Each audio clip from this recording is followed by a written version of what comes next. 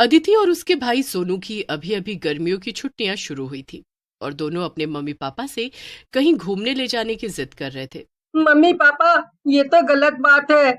आप हमें वैसे भी कहीं घुमाने नहीं ले जाते, और अब जब हमारी छुट्टियां शुरू हो गई हैं, तब भी हम घर पर ही बैठे हैं। यहाँ तो हम बोर हो जाएंगे। हाँ पापा, कम से कम आप हमें मनाली या शिमला जैसी जगह ही घुमा लाइए ना, प्लीज। बस भी करो तुम दोनों, हम कहीं नहीं जा सकते। भले तुम्हारी छुट्टियां हैं, पर मेरे ऑफिस अभी भी खुले हैं। पापा की ये बातें सुनकर मम्मी को गुस्सा आ जाता है। आप भी ना, जब देखो बस काम काम काम। बच्चे गलत तो नहीं कह रहे, आपको उन्हें कहीं तो घुमाने ले जाना चाहिए ना। अगर ऐसी बात है तो तुम ही ले जाओ ना इन्हें घुमाने। मुझसे क्यों कह रही हो? वैसे भी तुम पूरा दिन घर पर खाली ही रहती हो।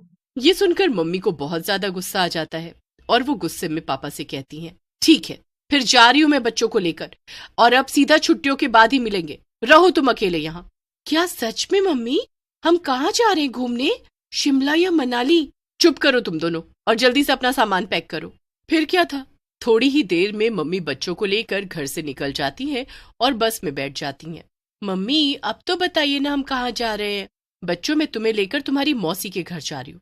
पहले तुम अपने मौसा जी और मौसी जी से मिले हो, पर तुम उनके घर नहीं गए। तुम्हें वहां बहुत मजा आएगा, देखना। तुम्हें पता है उनका घर कहाँ है?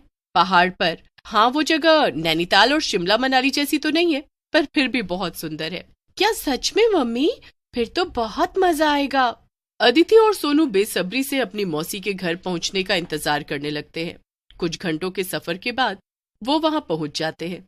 उनके मौसा जी और मौसी जी का घर पहाड़ों में ही बसे एक छोटे से शहर में था, पर वहां कोई भी घूमने के लिए बड़ी जगह नहीं थी। वो बिल्कुल एक छोटे गांव जैसा था। ये देखकर अदिति और सोनू काफी निराश हो जाते हैं, मगर मम्मी अपनी बहन के घर जाने के लिए काफी खुश थी। घर पहुंचकर मौसी जी और मौसा जी अदिति और सोनू का बहुत अच्छे से स्वागत करते हैं और उन्हें खूब सारा अच्छा अच्छा खाना खिलाते हैं। सच में मुझे यहाँ आकर बहुत राहत मिली है सीमा। घर पर तो मैं काम करके ऊब गई थी। अब बच्चों की छुट्टियां खत्म होने से पहले तो मैं नहीं जाने वाली। जरूर जरूर दीदी, आपका जब तक मन करे आप यहाँ रह सकती हैं। मौसी मौसी, यहाँ पर घूमने के लिए क्या कोई भी जगह नहीं है? पर सोनू और अदिति की मौसी कुछ कहती इससे पहले ही मौसा जी बोलते हैं, अरे, वो है ना, घर के पीछे वाला पार्क। वहाँ जा सकते हो तुम लोग खेलने। अरे ये आप कैसी बातें कर रहे हैं? नहीं बच्चों, तुम लोग वहां भूल कर भी मत जाना। क्यों? पर ऐसा क्यों मौसी जी? क्योंकि वो जगह भूतिया है बच्चों। तुम्हारे मौसा जी को काम से फुर्सत मिले तब तो उन्हें मोहल्ले के बारे में पता चले। बच्चों, उस पार्क को भूतिया बच्चों का पार्क कहा जाता है। कहते हैं कि इस पूरे इलाके के सभी भूतिया बच्चे वहां खेलने जाते हैं, इसीलिए कोई भी बच्चा क्या इंसान तक भूल कर वहां नहीं जाता। मुझे तो ये सब सुनकर बहुत डर लग रहा है मौसी।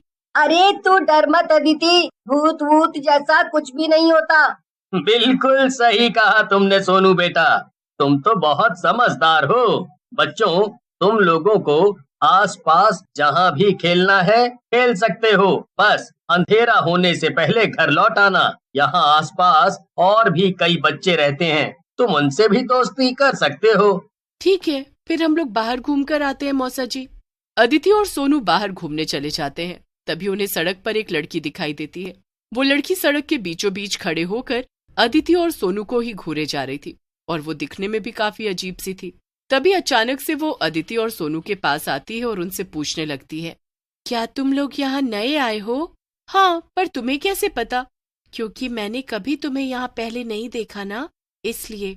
अच्छा अच्छा, वैसे तुम्हारा नाम क्या है और क्या तुम यहीं रहती हो? हाँ, मैं तो कई सालों से इसी जगह पर रह रही हूँ। चलो हम लोग मिलकर खेलते हैं। मेरा नाम कशिश है। अदिति और सोनू थोड़ा सोचने लगते हैं, पर तभी कशिश उनसे कहती है, तुम लोग इतना क्यों सोच रहे हो? चलो हम लोग उस पार्क में चलकर खेलते हैं। अरे नहीं नहीं, हमारे मौसा जी ने कहा है कि वो पार्क भूतिया है और वहां पर सिर्फ भूतिया बच्चे खेलने जाते हैं। हम वहां नहीं जा सकते। हाँ हाँ, सही कहा अदिति ने। ये तुम दोनों कैसी बातें कर रहे हो? मैं तो हर रोज ही वहां खेलती हूँ। क्या? सच में? हाँ, और क्या। तो चलो फिर चलते हैं, फिर हम सब साथ में खेलेंगे। वहां तुम्हें मेरे और दोस्त भी मिलेंगे। अदिति और सोनू एक दूसरे को देखते हैं। फिर सोनू, चल अदिति, चलते हैं। वैसे भी मौसा जी ने कहा था कि भूत वूत जैसा कुछ भी नहीं होता। पर सोनू, मौसी जी ने तो हमें मना किया था ना। अरे कुछ नहीं होगा अदिति, ये कशिश भी तो हमारे साथ चलेगी ना, चलो भी अब। अदिति मान जाती है और फिर सोनू अदिति कशिश के साथ उस भूतिया बच्चों के पार्क के अंदर चले जाते हैं। पर जैसे ही वो तीनों भूतिया पार्क के अंदर घुसते हैं, कशिश एक चुड़ैल में बदल जाती है। बल्कि इतना ही नहीं, अदिति और सोनू को बाहर से तो वो पार्क एकदम खाली दिख रहा था, पर अंदर घुसते ही उन्हें पार्क में बहुत सारे भूतिया बच्चे दिखने लगते हैं। ये सब क्या हो रहा है? सोनू, ये कशिश तो चुड़ैल में बदल गई। हाँ, और यहाँ तो कितने सारे भूतिया बच्चे हैं। मौसी जी ने सच कहा था कि ये भूतिया बच्चों का पार्क है, पर अब हम क्या करें? करना क्या है सोनू, भागो, जल्दी से पार्क से बाहर निकलो। अब तुम दोनों यहाँ से कहीं नहीं जा सकते, तुम्हें यहीं रहना पड़ेगा। अदिति और सोनू एक दूसरे की तरफ देखते हैं और तेजी से पार्क के गेट की तरफ भागते हैं। अदिति तेज होने की वजह से बाहर निकल जाती है, पर इससे पहले कि सोनू बाहर निकलता, पार्क का गेट गायब हो जाता है और सोनू पार्क में सभी भूतिया बच्चों के बीच कैद हो जाता है। वो जोर जोर से रोने लगता है, पर जैसे वो पीछे पलटकर देखता है, वो और ज्यादा डर जाता है, क्योंकि अब सभी भूतिया बच्चे झूला झूलने की बजाय उसे ही देख रहे थे। नहीं नहीं, प्लीज प्लीज मुझे छोड़ दो, प्लीज मुझे जाने दो। अरे तू रो क्यों रहा है? हम तो बस तेरे साथ खेलना चाहते हैं। और क्या, चलो हम सब मिलकर इस इंसानी बच्चे के साथ छुपन छुपाई खेलेंगे। ए बच्चे, तू जल्दी से जाकर पूरे पार्क में छुप जा, और अगर हम में से किसी ने तुझे पकड़ लिया ना, फिर तुझे एक बहुत खतरनाक सजा मिलेगी। ये सब सुनकर सोनू और ज्यादा डर जाता है, पर उसके पास और कोई ऑप्शन भी नहीं था। सभी भूतिया बच्चे अपनी अपनी आंखें बंद करके 10 तक गिनने लगते हैं, और तब तक सोनू जल्दी से जाकर छुप जाता है। उधर अदिति जब पार्क से बाहर निकल आती है और मुड़कर देखती है कि सोनू बाहर आया ही नहीं था, तब वो बहुत डर जाती है। पर जब वो वापस पार्क की तरफ देखती है, तब वो ज्यादा हैरान हो जाती है, क्योंकि बाहर से देखने पर वो पार्क एकदम खाली और सुनसान लग रहा था, जैसे कि अंदर कोई हो ही नहीं। उसे सोनू भी अंदर दिखाई नहीं देता।